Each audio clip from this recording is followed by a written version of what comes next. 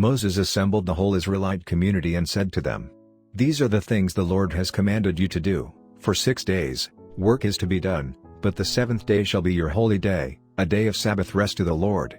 Whoever does any work on it is to be put to death. Do not light a fire in any of your dwellings on the Sabbath day."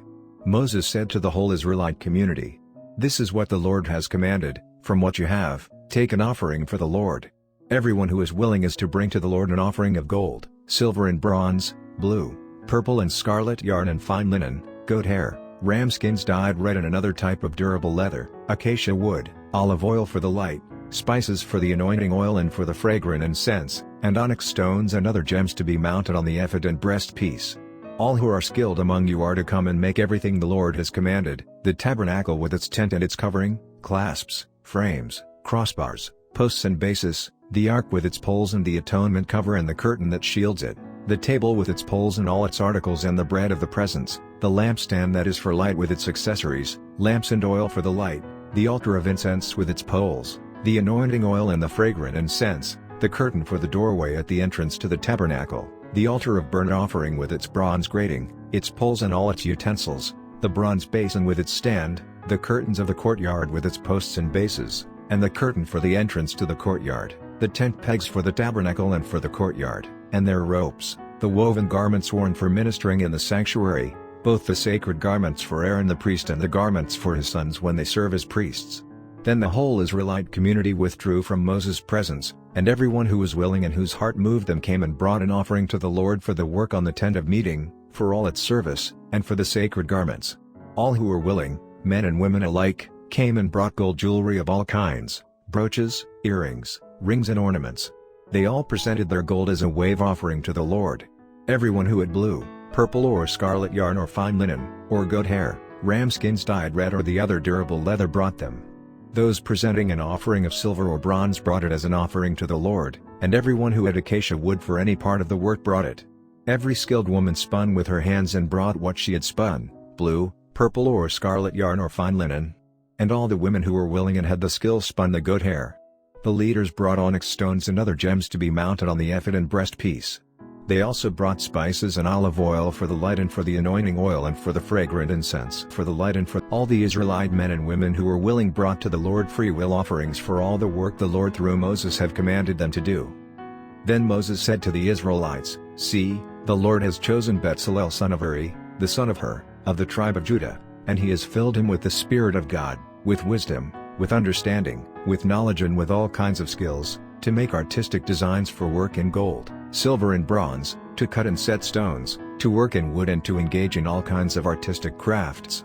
And he has given both him and Aholiab son of Ahisamach, of the tribe of Dan, the ability to teach others. He has filled them with skill to do all kinds of work as engravers, designers, embroiderers and blue, purple and scarlet yarn and fine linen, and weavers, all of them skilled workers and designers. So Bezalel, Aholiab and every skilled person to whom the Lord has given skill and ability to know how to carry out all the work of constructing the sanctuary are to do the work just as the Lord has commanded."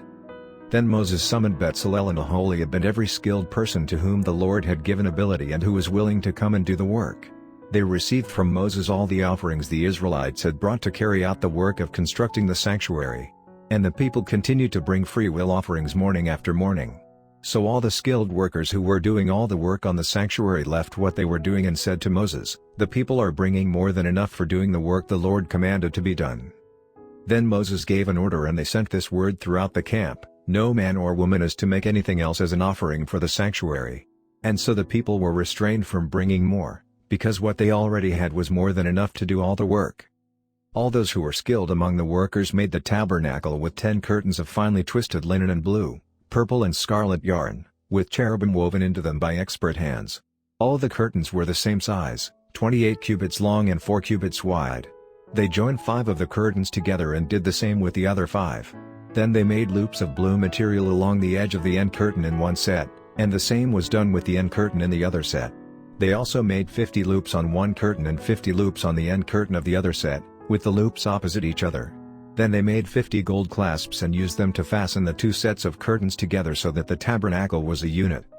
They made curtains of goat hair for the tent over the tabernacle, 11 altogether. All 11 curtains were the same size, 30 cubits long and 4 cubits wide. They joined 5 of the curtains into one set and the other 6 into another set. Then they made 50 loops along the edge of the end curtain in one set and also along the edge of the end curtain in the other set. They made 50 bronze clasps to fasten the tent together as a unit. Then they made for the tent a covering of ram skins dyed red, and over that a covering of the other durable leather. They made upright frames of acacia wood for the tabernacle. Each frame was 10 cubits long and a cubit and a half wide, with 2 projections set parallel to each other. They made all the frames of the tabernacle in this way. They made 20 frames for the south side of the tabernacle and made 40 silver bases to go under them, 2 bases for each frame, 1 under each projection.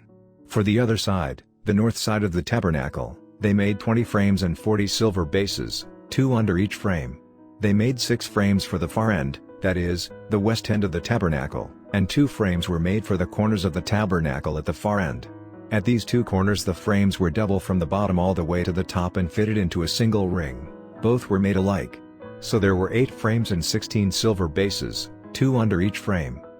They also made crossbars of acacia wood, 5 for the frames on one side of the tabernacle, 5 for those on the other side, and 5 for the frames on the west, at the far end of the tabernacle.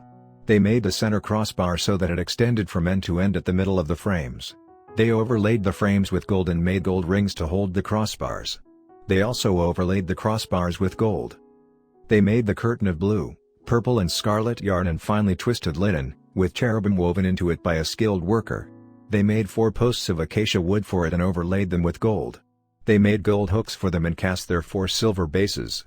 For the entrance to the tent they made a curtain of blue, purple and scarlet yarn and finely twisted linen, the work of an embroiderer, and they made 5 posts with hooks for them. They overlaid the tops of the posts and their bands with gold and made their 5 bases of bronze.